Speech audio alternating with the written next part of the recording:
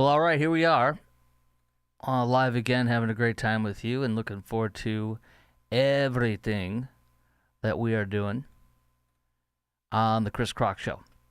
I should say it's Crock Talk with Chris Crock, special edition, always with you and when we are doing our thing. Okay, so the first thing I want to do is I want to play for you ABC 7 in Chicago, where I grew up. There is a report that comes out tonight that is brand new, and I don't think any one of us have heard about this. They have, Anarchists, they're calling it, have now got intel, and they have got the layout of 4 different ICE facilities in Chicagoland. That includes the Broadview facility, which is at the epicenter of all the controversy. So they have layouts of the inside of these buildings. Some of them are getting intentionally arrested, as we've seen and are studying the layout. I heard that I read that in a previous news story in Chicago. And they have intelligence, and they have the names and pictures of ICE agents and more. So this is really, really, really, really getting real. I'm going to play the audio from ABC 7 that came out today. The law enforcement threat assessment from the Center for Internet Security says at least 4 Chicago area ICE facilities, including Broadview, have been surveilled with detailed layouts, diagrams, and photos posted to what is described as an anarchist website. Also found on the website, reviewed by the ABC 7i team, photos of ICE agents, including names, faces, and badge numbers. There has been an increase in the attempt to gather information online and publish it even on websites publicly available. A separate Department of Homeland Security Joint Intelligence Bulletin from this month advises ICE facilities and personnel face an increased threat from domestic violent extremists, similar to the 2 shootings at ICE facilities in Texas in September and July. These are law enforcement operations, and these are law enforcement officers that are doing what they were sworn to do. ABC 7 police affairs consultant Bill Kushner says the enhanced federal action in Chicago brings enhanced risk to immigration operations. The more people resist this in a violent fashion, the more violence is going to be used to defend the officer. So you have this lie. You're going to hear some audio of it in a second. You have this lie from Pritzker and Mayor Johnson, Brandon Johnson, that Trump deploying soldiers. And by the way, there are now 500 soldiers deployed, 300 from Illinois, of which 2 members of my family have been or are in the Illinois National Guard. Not that they're not deployed, but just give an idea. I come from a multi-generational law enforcement and military family, but 300 from Illinois and 200 from Texas, where I'm sitting right now, the free state of Texas. So you have a total of 500 soldiers in Chicagoland, in Chicago. Here's something that's very important to know. But so we have terrorists that are hunting down our ICE agents and are gathering intelligence and everything. So this is beyond real, and that's why these 500 soldiers are needed. And they don't have arrest powers, but they can. Watch this.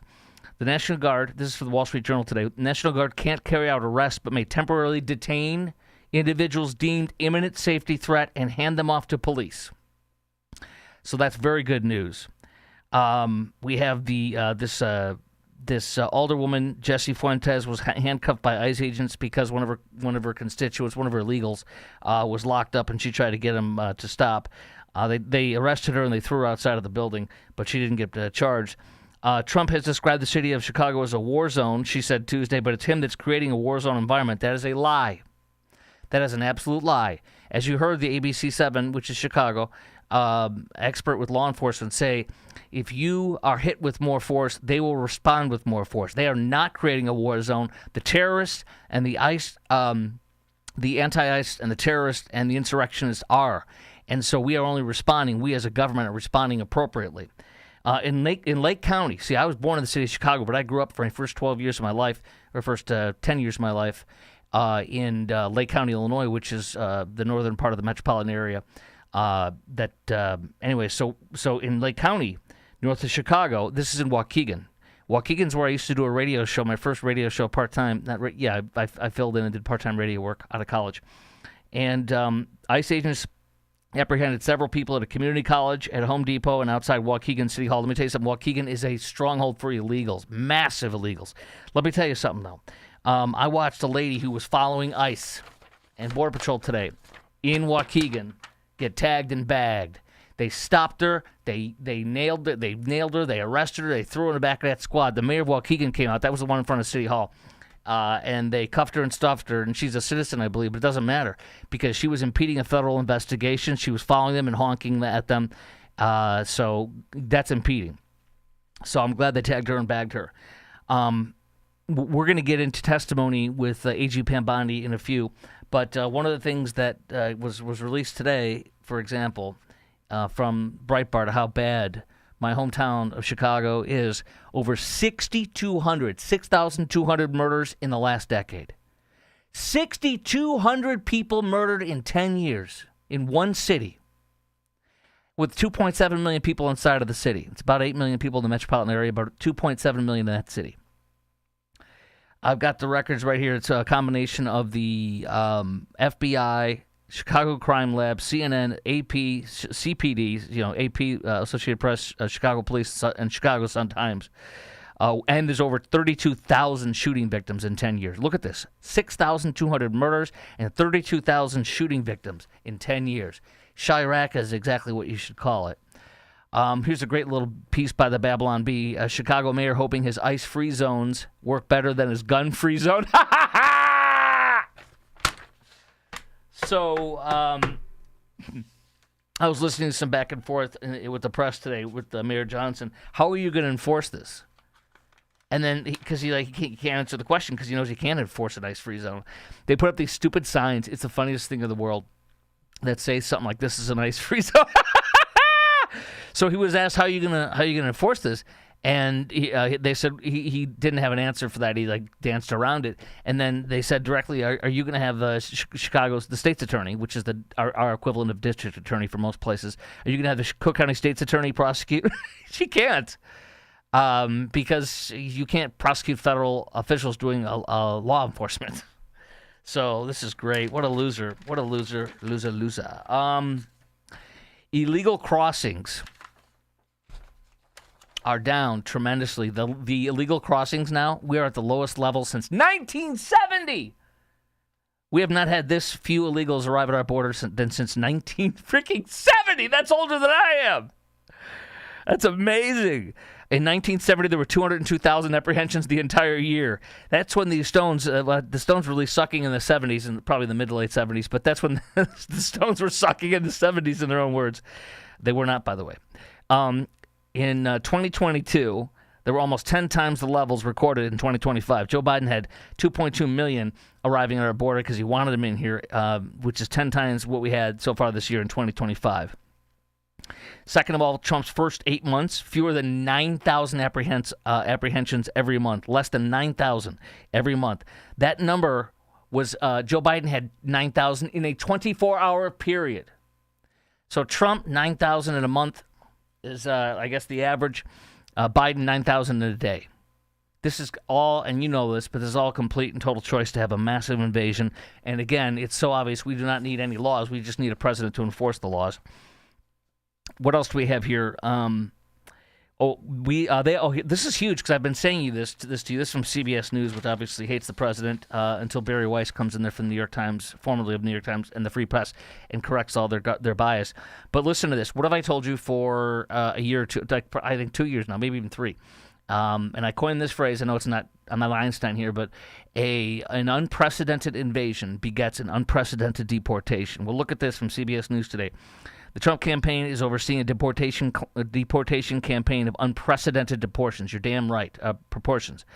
Of unprecedented proportions. That's exactly right, because we were in an unprecedented invasion begets an unprecedented deportation. Now, one of my favorite little tidbits here, John Martin, a guy who runs a network of shelters in our state, my state of Texas, in the border city of El Paso, he used to house hundreds of illegals during Joe Biden's years, and now he has not one illegal in his shelter network of shelters. He receives little to no new arrivals who are not local homeless residents in recent months. So all he's getting is homeless. He's getting no illegals.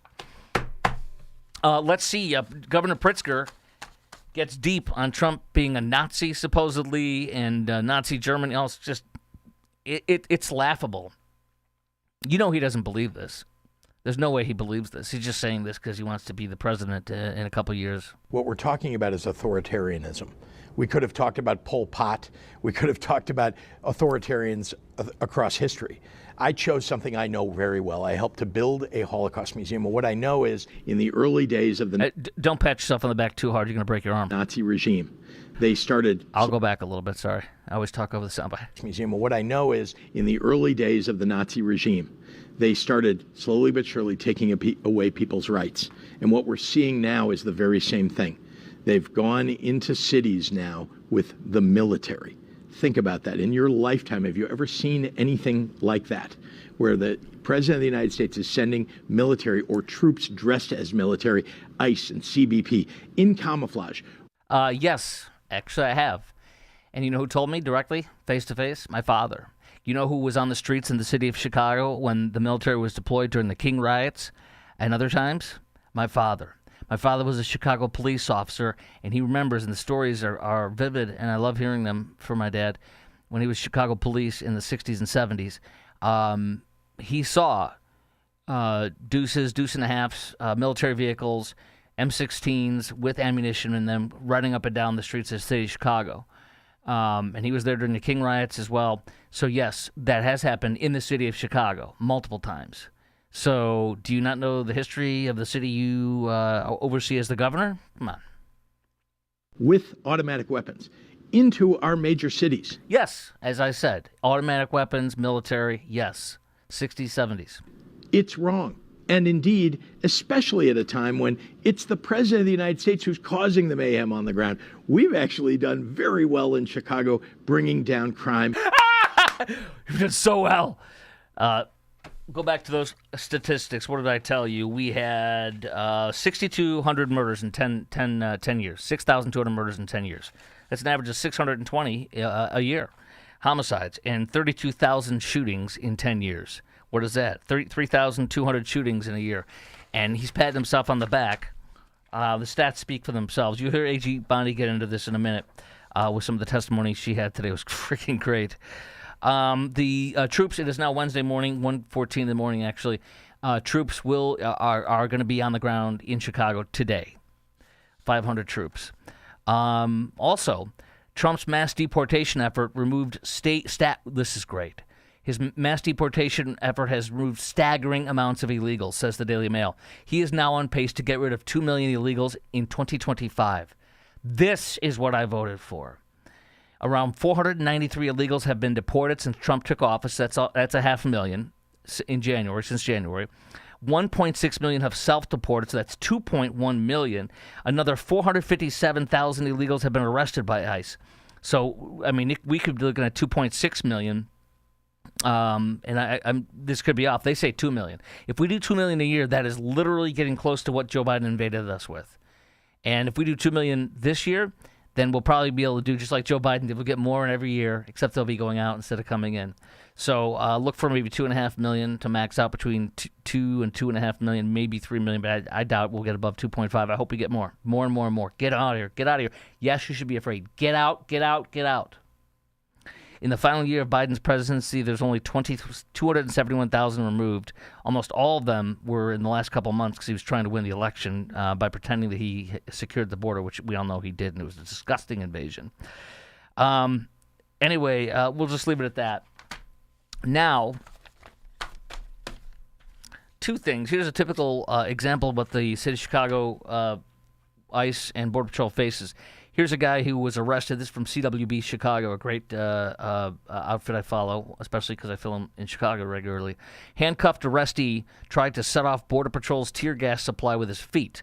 He was arrested. He was videoing, and then he was throwing rocks and damaged the ICE vehicle, assaulting it. Just like Pritzker said, it's Trump's fault that this guy's assaulting and throwing rocks at an ICE vehicle. They cuff him and stuff him in the back seat. He took his shoes off and tries to pull his canisters in holding things in the back of the ICE vehicles so they can, tear gas canisters. So he tried to pull the trigger on one of the tear gas canisters. So they arrested him and charged him with all that kind of stuff. What kind of radical, crazed leftists are being arrested? Well, here's one. University of Chicago professor charged with violent felonies during the anti-ICE riots at Broadview. October 3rd, 2 counts of aggravated battery to a government employee, a Class 3 felony, 2 counts of resisting, obstructing peace, Class A misdemeanor. This is so funny. Her last post was at the riot, 8:52 in the morning. She took a picture of state of Illinois State police officers and accused them of enforcing Trump's agenda of terrorizing our community with abductions. Well, she hasn't posted since then, so it's been, 4 days? No post from you! She, the same professor from University of Chicago, in a July conference called Socialism 2025, see, they're all in the same bed, said, F the University of Chicago, it's evil, it's a colonial landlord, like why would I put any of my political energy into this space? Although she teaches at the University of Chicago, I have access to thousands of people I could potentially organize. Actually, this is where I need to build power. So she attacks the place she's at and says, F them, it's colonial, and yet she's a part of it. I mean, these people are just insane. She also organizes with facility and staff for justice in Palestine at the University of Chicago and is referred to the war in Gaza, as they say, Gaza, talking like they live there. She's referred to the war in Gaza as genocide. The only people that are genociding is going in and murdering our Israeli brothers and sisters. Hey, the Democrats lie to you and me and say that they don't give insurance for illegals. Well, let's go to NBC News just 2 years ago. Listen what they reported. 1/4 of all hospitals, 1/4 of all patients in the hospitals in New York City in 2023 were illegals. The border crisis surging. Officials telling NBC News there were over 200,000 illegal crossings at the southern border last month, and a record 3 million migrants crossed the border in the last year. Now, a new warning 1,000 miles away in New York City, where officials tell us resources are overwhelmed. Across public hospitals in New York City, 1/4 of the patients are now migrants. Over the last year, nearly 30,000 visits by migrants and 300 new babies born to migrant moms. Staff here at Bellevue Hospital tell us they're eager to help, but the numbers are tough. 1/4 of all patients in New York City hospitals are illegals, as in 2023. We are paying for their health care, and the Democrats want us to pay for their health care. Thank God I voted for all this. Thank God that we're doing these unprecedented deportations, and thank God that the Democrats shut the government down over this crap so we can highlight that they want to give illegals free health care. We ain't giving none of that crap. On the health care note, there are literally, can you believe the Republican milquetoast Wall Street Journal? I like the Journal, but they're milquetoast Republicans. Can you believe the milquetoast Republican Wall Street Journal editorial board today literally said that some Republicans are trying to work out and do an extension on the Biden COVID subsidies for another year? And they said, they didn't say it this way, but they said, you damn well better not negotiate with that, and you better cut it off and kill it. Because you are losing, and when you do this crap, and by the way, all these subsidies are BS. They're giving hundreds of millions of dollars, if not actually billions of dollars, into the pockets of insurance companies. That's what makes all the money, according to the Journal. I totally understand that and agree. So we should give no quarter on any negotiations on Obamacare or extending anything. And it's just ridiculous, and it's disgusting to hear that Republicans are considering that. Keep the damn government shut down. Let the Democrats sign the continuing resolution. Let's go to Dick Durbin. And A.G. Bondi. She just smoked the crap out of these guys today. She's gotten back in my good graces. Your city has a murder rate 5 times higher than New York's. 571 homicides last year. If you were serious about protecting your people, you would be asking this administration for help. You're saying that we're coming into your state and... Dick Durbin's face is this. He literally does not give a frog's fat you-know-what about those 500 some-odd homicides. He doesn't care. He does not care. It's disgusting. Your city, we're there to help make America safe and Illinois safe, whether or not you want to. Except she shouldn't talk so choppy, but she did a great job. The overwhelming majority of homicide victims are black. Durbin and Democrats claim to care about black people and poverty and this and that. They don't care about them. They don't give a rip about them. Look at D.C. Do you think the residents of D.C. are happy? Are you hearing any complaints out of D.C. anymore? No. Have you heard a peep out of Memphis? No. Because Governor Bill Lee wants it silently, because at first the mayor of Memphis, who's a black Democrat, tacitly said he was okay with it and that he couldn't do much about it. Then he pretended to be mad about it, but you ain't hearing nothing out of Memphis. You know why? Because they're kicking ass and taking names, and they're doing good work, just like they did in D.C. You ain't hearing no complaints about D.C. anymore, are you? People complaining that the crime is low? Are you kidding me? And they were in Portland today, too, as you know.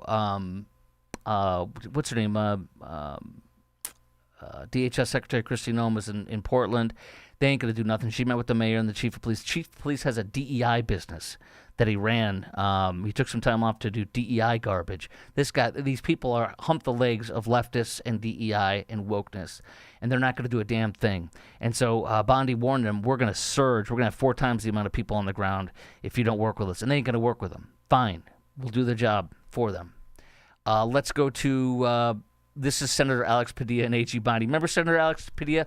Remember when he crashed, what's her name, DHS Secretary Kristi Noem's press conference, and he went in there, I'm a senator. He just tried to barge in there, and they shoved him out, and they arrested him. And then he cried and played a victim, and then he had a press conference outside, but he wouldn't take any press questions. He crashes her press conference in California with the troops on the ground and everything when that happened. He crashes hers, but he won't let anybody talk to him during his press conference. He won't take questions. This is how they work. But let's see A.G. Bondi wipe the floor clean with this guy and bring that up. Attorney General Bondi, you are the Attorney General of the United States. Director Patel reports to you. Do you believe he's doing a good job, yes or no? I believe Director Patel is doing a great job. You know where he is right now, Senator Padilla? Right now, you asked me a question. Yes, Director I know Patel where he right is, now and I know is where in he's headed Chicago, because you said Senator it earlier Durbin, in the hearing. fighting to keep You've said Chicago it earlier in the hearing, and yes, I have been paying attention. You want order in here now, yet you stormed the Director of Homeland Security, Kristi Noem. You sure didn't have order that day, did you, Senator? Attorney General, you are under oath. I did not storm the secretary, the video. Oh, that was on video. That That video has been released, I believe, very publicly. Mr. Chairman, recent actions. Isn't that great? I love that. The video, of course, has been released. We've played it. All of us have played it on the air. Okay, man with listen. And here's another leftist terrorist. Oh wait, Trump on Somalia. This is great. Hold on, let's play. He made me laugh. I had to play this just because he made me laugh. I'll tell you what. I'm getting calls from Democrats wanting to meet. I never even heard their names before, and they're claiming to be leaders. The Democrats have no leader. They remind me of Somalia. Okay, you know. And I met the president of Somalia. I told him about the problem he's got. I said, you have somebody from Somalia who's telling us how to run our country. She's from Somalia. He said, would you like to take her back? He said, no, I don't want her. Okay, you know who I'm talking about? Click.